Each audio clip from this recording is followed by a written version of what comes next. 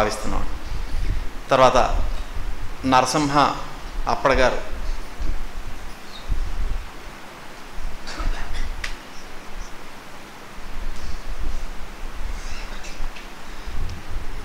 Mauritius అధికార ప్రతినిధిగా ఆంధ్రదేశంలో పర్యటిస్తూ శ్రీ విశ్వవిజ్ఞాన విద్య ఆధ్యాత్మిక పీఠం ఆధ్యాత్మిక కేంద్రాన్ని కూడా సందర్శించి వారికి తెలుగు పట్ల ఉన్నటువంటి అభిరుచిని సంస్కృతికి పట్ల ఉన్నటువంటి గౌరవాన్ని కూడా మనకి చక్కగా తెలియచేసి మన పీఠం సభ్యులను ఉద్దేశించి ప్రసంగించారు. వారిని స్వామి సాల్వతో సత్కరిస్తున్నారు. వారిని వేదిక దగ్గర రావాల్సిన విజ్ఞప్తి.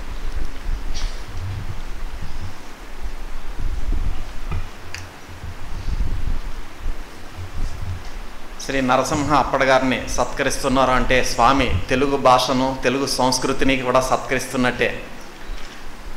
తెలుగు సంస్కృతి తెలుగు భాష వికాసం కొరకు చేస్తున్నటువంటి కృషిలో భాగంగా శ్రీ నరసింహ అప్పడ గారిని స్వామి సాల్వతో సత్కరించారు.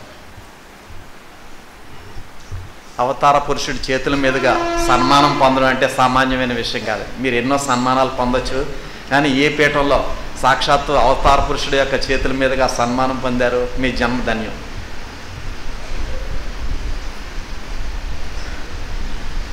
మనం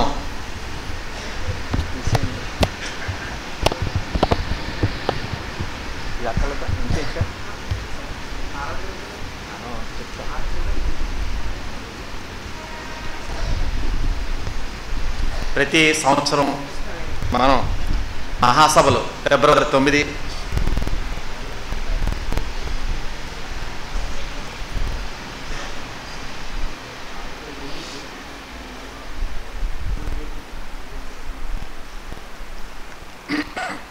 ప్రతి సంవత్సరం కూడా ఫిబ్రవరి 9, 10, 11 తేదీలు మనకి మహాపుణ్యకాలం. ఫిబ్రవరి 9, 10, 11 మహాసభలు. ఆ మహాసభలో పూర్వపీఠాధిపతులందరూ కూడా ఆహ్వానమై ఆశీర్వదించేటటువంటి మహాపుణ్యకాలం. కాబట్టి 50 మంది సభ్యులు కూడా ఫిబ్రవరి 9, 10, 11 తేదీల్లో జరిగేటటువంటి మహాసభలకి తప్పనిసరిగా వచ్చి స్వామి యొక్క ఆశీర్వాదంతో పాటు పూర్వపీఠాధిపతుల యొక్క ఆశీర్వాదాన్ని కూడా పొందవలసిందిగా మనవి.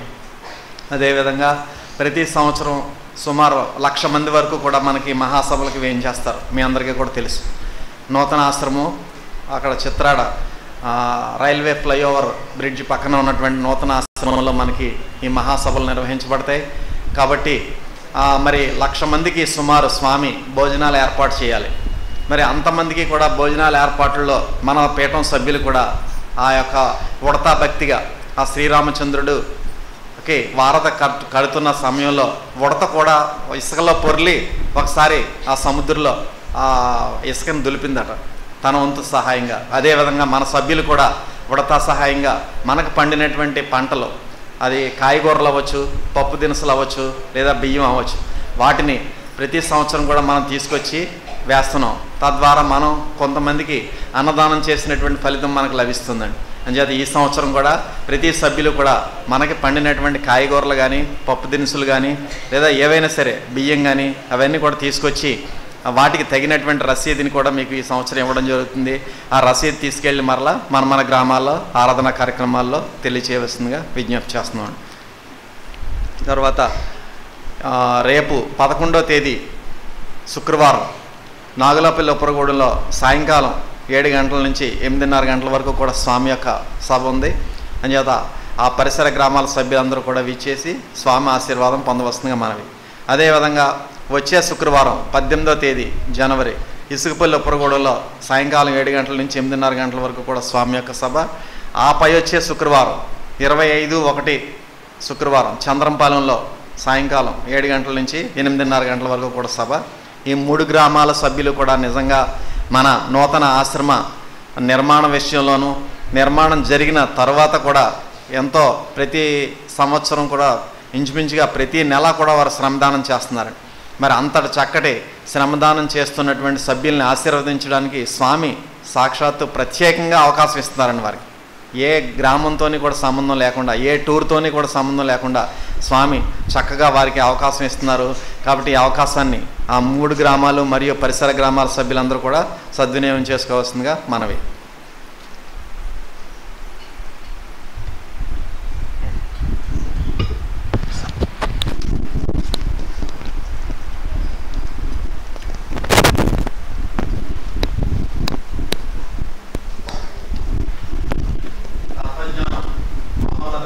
ఆధ్యాత్మిక మాసపత్రికని ప్రతి ఒక్కరు కూడా పొంది ఆ మాసపత్రికలో ఉన్నటువంటి జ్ఞాన రహస్యాన్ని మన దైనందిన జీవితంలో పాటించినట్లయితే ఆత్మజ్ఞాన స్వరూపిగా పరిణామం చెందే అవకాశం ఉంది.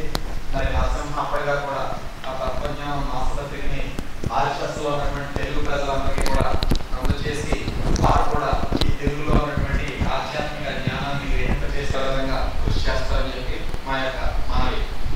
తర్వాత ఈ మాసపత్రికని ఇంకా ఎవరైనా పొందాలనుకున్న వారు తత్వజ్ఞాన కార్యాలయంలో రేఖ అప్పలరాజు గారిని సంప్రదించవలసింది. ఈనాటి ఆరాధన కార్యక్రమాన్ని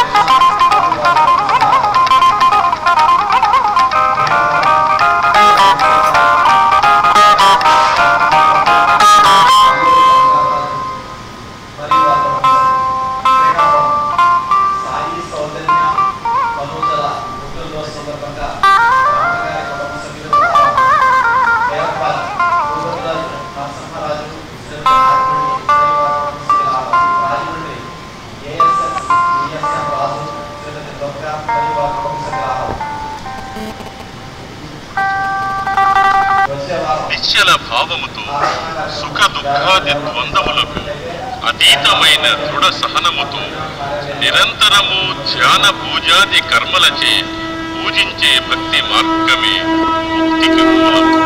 సమస్త జీవరాశుల యందు ప్రేమమూర్తి అయి వెలుగుచున్న పరంజ్యోతియే పరమాదర్శమనుచు ప్రబోధించుతున్న ఈ కీర్తనను చెవులారా వినండి.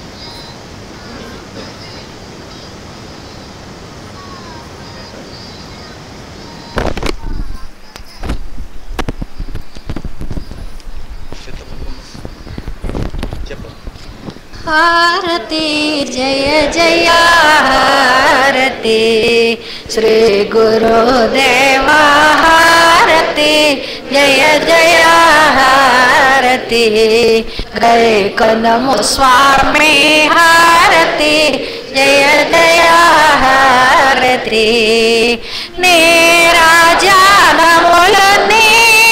పేరు పేరున గూర్చి నీరాజనములని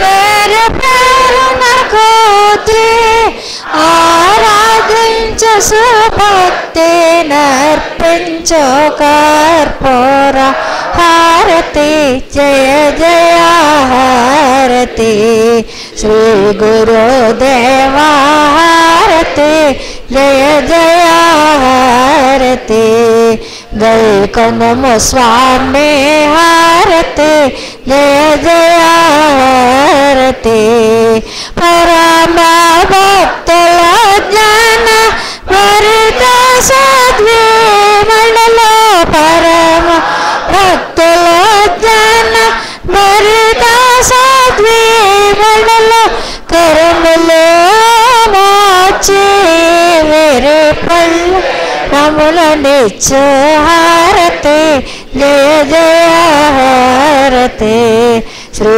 గురుదేవ హారతి జయ జయ హారతి గైకొండము స్వామి హారతి జయ జయ హారతి పరతత్వ తేజమున వరములు మాకిచ్చి పరతత్వ తేజమున వరములు మాకిచ్చి మరలి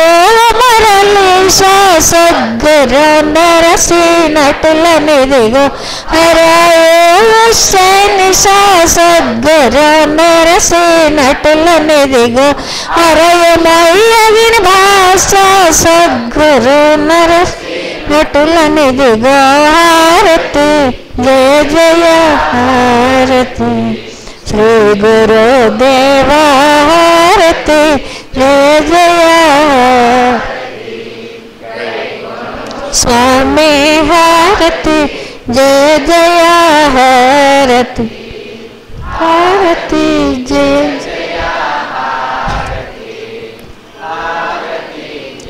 జయ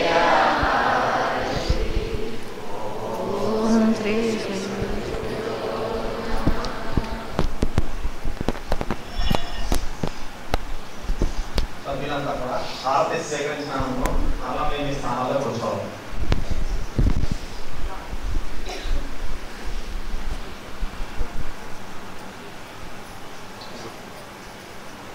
సభ్యులంతా కూడా అలా మీ స్థానాల్లో కూర్చోవాలి.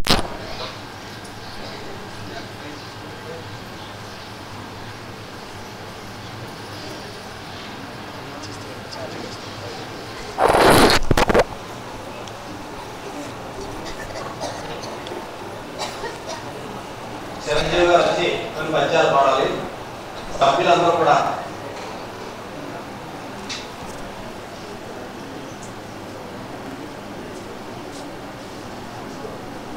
స్వామి పాదానికి ఒక్కసారి మాత్రమే నమస్కరించుకోవాలి.